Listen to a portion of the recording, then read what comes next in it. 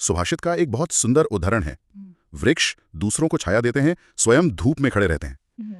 तो आज हम इसी सजीव जगत की अद्भुत विविधता पर बात करने वाले हैं। हमारे पास जो स्रोत हैं वे हमें पौधों और जानवरों की दुनिया की एक ऐसी यात्रा पर ले जाते हैं जो सिर्फ तथ्यों की सूची नहीं है। बिल्कुल नहीं है। हम यहाँ प्रकृति की डिजाइन के कुछ छिपे हुए नियमों को समझने की कोशिश करेंगे। तो चलिए इस किताब का पहला पन्ना पलटते हैं। पौधों की दुनिया। स्रोत की शुरुआत बहुत ही बुनियादी चीज से होती है, जिसे हम सब रोज देखते हैं पर शायद इतना गौर नहीं करते। क्या? पौधों को उनकी ऊंचाई और तने के आधार पर बांटना। हाँ, और ये बहुत कारगर तरीका है। हमारे चारों ओर जो हरियाली है उसे मोटे तौर पर 3 श्रेणियों में रखा जा सकता है। सबसे पहले हैं शाक यानी हर्ब्स। अच्छा। ये बेचारे सबसे छोटे और नाजुक होते हैं। इनका तना हरा और कोमल होता है, जैसे पुदीना या टमाटर का पौधा। फिर आते हैं बीच के भाई यानी झाड़ियां या श्रब्स। बिल्कुल, ये शाक से बड़े लेकिन पेड़ों से छोटे होते हैं। इनका तना थोड़ा सख्त होता है और इनमें कई शाखाएं जमीन के पास से ही निकलनी शुरू हो जाती हैं, जैसे गुलाब का पौधा या नींबू का पेड़, जिसे हम अक्सर झाड़ी ही मानते हैं। हाँ, सही। और फिर आके हैं इस परिवार के सबसे बड़े और मजबूत सदस्य, वृक्ष। ट्रीज। हाँ। आम, नीम, पीपल। हाँ, ये बहुत ऊंचे होते हैं। इनका एक मोटा, कठोर, भूरे रंग का तना होता है, जिसे हम ट्रंक कहते हैं। यह वर्गीकरण एक तरह से पौधों की दुनिया का पहला परिचय है। लेकिन यहाँ से बात असल में दिलचस्प होनी शुरू होती है, क्योंकि स्रोत हमें सिर्फ बाहरी आकार तक सीमित नहीं रखता। वो हमें और गहराई में ले जाता है, पत्तों के अंदर की बनावट तक। पत्तियों के अंदर जो नसों का जाल होता है, जिसे शिरा विन्यास कहते हैं। ये तो जैसे हर पौधे का अपना यूनिक फिंगरप्रिंट हो। बिल्कुल, ये सिर्फ एक पैटर्न नहीं है, ये पौधे की जीवन रेखा है। इन्हीं नसों के जरिए पानी और पोषक तत्व पत्ती के हर हिस्से तक पहुंचते हैं। इन नोट्स में 2 मुख्य पैटर्न बताए गए हैं। एक है जालिका रूपी, रेटिकुलेट। इसमें नसें एक मकड़ी के जाले की तरह फैली होती हैं। अच्छा, जैसे पीपल के पत्ते में दिखता है। हाँ, अगर आप कभी पीपल या गुड़हल के पत्ते को रोशनी में रखकर देखें तो ये जाल सॉफ्ट नजर आएगा। और दूसरा पैटर्न है समानांतर यानी पैरेलल। बिल्कुल, इसमें नसें एक दूसरे के समानांतर सीधी रेखाओं में चलती हैं, जैसे किसी ने स्केल रखकर लाइनें खींचती हों। केले के पत्ते में ही बहुत साफ दिखता है, या घास में। सही। और यहाँ एक कमाल की बात सामने आती है जो इन स्रोतों में छिपी है, कि ये पैटर्न सिर्फ पत्ती तक ही सीमित नहीं है। तो फिर इसका सीधा संबंध पौधे के उस हिस्से से है जो हमें दिखाई भी नहीं देता, उसकी जड़ें। एक मिनट, ये कनेक्शन थोड़ा अजीब है। मेरा मतलब है, पत्ती का डिजाइन जमीन के नीचे की जड़ को कैसे तय कर सकता है? यहीं तो प्रकृति का जीनियस छिपा है।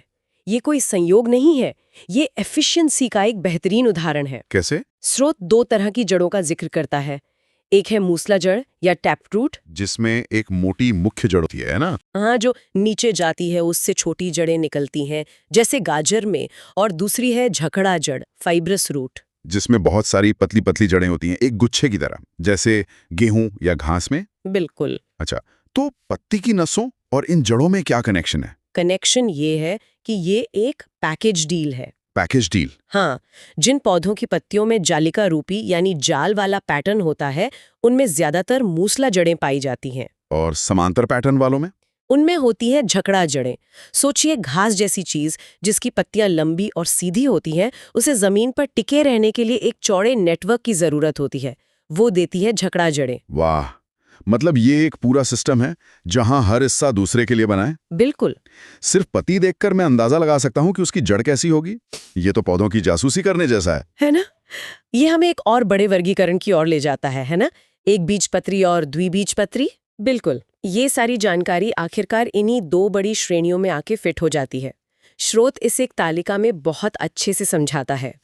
एक बीजपत्री या मोनोकॉट्स, जैसा कि नाम से पता चलता है, इनके बीज में एक ही बीजपत्र होता है, जैसे मक्का या गेहूं। और इनकी पहचान? वही पैकेज डील। हाँ, समांतर शिराविन्यास वाली पत्तियां और झकड़ा जड़ें। और दूसरी तरफ हैं द्विबीजपत्री, डाइकॉट्स, जिनके बीज में 2 बीजपत्र होते हैं, जैसे चना या राजमा, जिसे हम आसानी से 2 दालों में तोड़ सकते हैं। और इनका पैकेज? जालिका रूपी पत्तियां और मूसला जड़ें। एग्जैक्टली। ये तो कमाल है। ये सिर्फ रटने वाली बातें नहीं है, ये एक लॉजिक है, एक डिजाइन है। तो पौधों की दुनिया में ये पैकेज डील वाला नियम काम करता है। क्या जानवरों की दुनिया में भी अनुकूलन के ऐसे ही नियम देखने को मिलते हैं? बिल्कुल, बल्कि जानवरों में तो ये और भी नाटकीय रूप से दिखाई देता है। यहाँ स्रोत का ध्यान आवास और अनुकूलन पर है। यानी एक जीव कहाँ रहता है और उस जगह पर जिंदा रहने के लिए उसने अपने शरीर को कैसे बदला है। सही। स्रोत 3 मुख्य आवासों का जिक्र करता है। मरुस्थल, जहाँ बेतहाशा गर्मी और पानी की किल्लत है, पर्वतीय क्षेत्र, मतलब कड़ाके की ठंड और बर्फ, और जलीय आवास, यानी पानी की दुनिया। ये तीनों माहौल एक दूसरे से बिल्कुल अलग है और जीवों के सामने अलग-अलग चुनौतियां रखते हैं। और इन चुनौतियों का सबसे मशहूर जवाब शायद ऊंट है।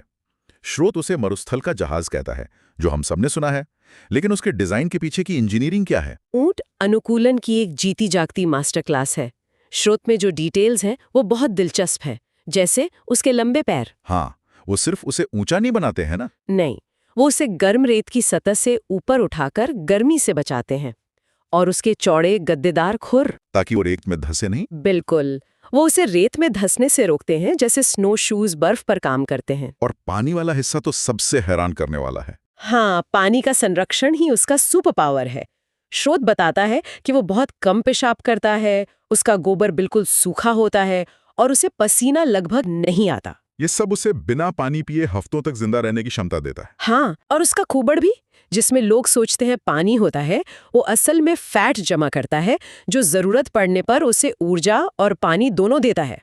वो एक चलता फिरता सर्वाइवल किट है। ठीक है, ऊंट तो रेगिस्तान का एक्सपर्ट हो गया, लेकिन दूसरा एक्सट्रीम के बारे में क्या? जैसे ऊंचे बर्फीले पहाड़, वहां जिंदा रहने के लिए क्या पैकेज डील चाहिए? बहुत अच्छा सवाल है। पहाड़ों में चुनौती गर्मी नहीं, बल्कि ठंड है। तो वहां के जानवरों में आपको मोटी फर या ऊन की परतें मिलेंगी, जैसे याक या पहाड़ी बकरियों में। हाँ, और उनके खुर भी ऐसे बने होते हैं जो पथरीली और बर्फीली जमीन पर अच्छी पकड़ दे सकें। स्रोत में पौधों का एक बेहतरीन उदाहरण है देवदार जैसे पेड़।